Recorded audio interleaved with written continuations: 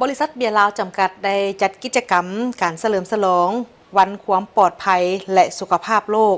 2026 ครบรอบ23 ปี ภายใต้หัวข้อเบียร์ลาวขับเคลื่อนวัฒนธรรมความปลอดภัย เป็นหนึ่งในกิจกรรมในการต้อนรับวันกรรมกรสากล ครบรอบ 140 ปี ตอนบ่ายวันที่29 เมษายน 2026 ที่บริษัทเบียร์ลาวจำกัดได้จัดกิจกรรมวันความปลอดภัยและสุขภาพโลกภายใต้หัวข้อเบียร์ลาวขับเคลื่อนวัฒนธรรมความปลอดภัยเป็นเกียรติกล่าวเปิดของทานเฮนริก จูเอล แอนเดอร์สันอำนวยการใหญ่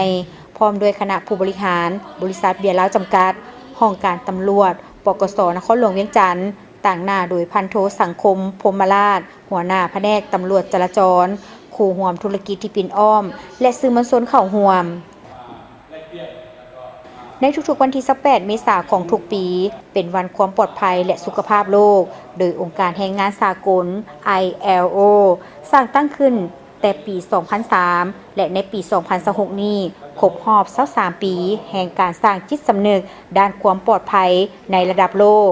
สำหรับกลุ่มบริษัทคัชเบิร์กและบริษัทเบียร์ลาวจำกัดได้ให้ความสำคัญอย่างยิ่งต่อวันสำคัญนี้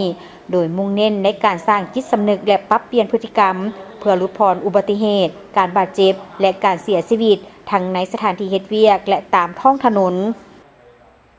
พวกเราให้ความสำคัญหลายเกี่ยวกับสุขภาพและความปลอดภัยของพนักงานซึ่งแต่ละปีพวกเราก็จัดงานลักษณะค่ายเคียงนี้ขึ้นแต่ปีพิเศษปีนี้พวกเราได้มีการเชิญเนาะทางภาครัฐก็คือภาคตำรวจจราจรเนาะให้เพิ่นเข้ามามีบทบาทและก็มีส่วนร่วมเฮ็ดใดเพื่อพนักงานกรรมกรของพวกเรานี่เข้าใจในระเบียบหลักการและสามารถปฏิบัติกฎระเบียบ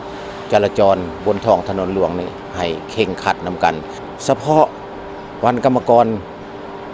ครบรอบ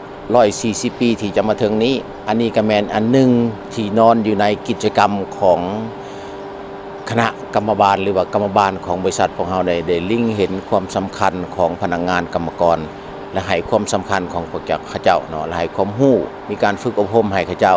และพร้อมเดียวกันนั้นกับบ่แม่นจะมีแต่การนำใส่งานอันนี้มันเป็นส่วนหนึ่งที่การให้สิ่งตอบแทนแก่พนักงานระยะยาวเนาะสำหรับสถิติล่าสุดแสดงให้เห็นว่าในทุกๆ1 นาทีจะมี5 คนเสียชีวิตจากการเฮ็ดเวียกและอุบัติเหตุทางถนนซึ่งในปีผ่านมามีพนักงานและผู้รับเหมาในกลุ่มบริษัทคัชเบิร์กจำนวน145 คนได้รับบาดเจ็บโดยบางกรณีนำไปสู่การบาดเจ็บที่ร้ายแรงและเสียชีวิตเพราะว่าสถิติของการเกิดอุบัติเหตุนะครับว่าจะเป็นทางถนนหลวงว่าจะเป็นทางผู้ขับขี่ทั่วไปแม้กระทั่งพนักงานเราจำนวนหนึ่งอุบัติเหตุยังมีท่าเอี้ยงยังเกิดขึ้นสูงหลายตลอดฉะนั้นแล้วก็มื้อนี้เราก็ได้เชิญทางเจ้าหน้าที่กรมตำรวจนครหลวงเนาะมาให้คำทิศชี้นำแลกเปลี่ยนแล้วก็แลกเปลี่ยนคำถามซึ่งกันและกันว่าเขาจะได้เพื่อให้ระเบียบจราจรนักขับขี่ทุกท่านเนาะให้ความสำคัญและก็ปฏิบัติกฎระเบียบจราจรเพื่อให้ลดพรเรื่องอุบัติเหตุบ่อยากให้เกิดอุบัติเหตุกับทุกคนฉะนั้นเฮ็ดให้งานมื้อนี้ก็เห็นว่าทุกคนมีส่วนร่วมทุกคนให้ความสนใจแล้วก็แลกเปลี่ยนคำถามซึ่งกันและกันวัน Safety Day หรือว่าวันสุขภาพโลกเนี่ยเนาะอยากเชิญชวนให้ทุกๆองค์กรหรือว่าทุกบริษัทหรือว่าทั่วประเทศอยากให้จัดงานนี้เกิดขึ้นอยากให้เป็นการรณรงค์เป็นการให้ข้าเจ้ารู้ว่าวัน Safety Day เฮามีโลกมีกิจกรรมในงานได้เน้นในหัวข้อความปลอดภัยทางถนนโดยประกอบมีการนำเสนอนโยบายและยุทธศาสตร์ด้านความปลอดภัยการยกระดับปัญหาจราจรขึ้นมาสนทนาการนำใช้เทคโนโลยีเพื่อยกระดับความปลอดภัยการนำใช้เทคโนโลยี and GPS เพื่อยกระดับความปลอดภัยการฝึกอบรมโดยเจ้าหน้าที่จราจรการสนทนาแลกเปลี่ยนเหตุการณ์ที่เกิดขึ้นจริงและบทเรียนจากอุบัติเหตุกิจกรรมถามตอบเพื่อสร้างการมีส่วนร่วมเพื่อรับของทีละนึกผ่านกิจกรรมครั้งนี้บริษัทเบียร์ลาวมุ่งมั่นที่จะสร้างจุดเปลี่ยนด้านพฤติกรรมเพื่อให้พนักงานและทุกภาคส่วนตลอดถึงสังคม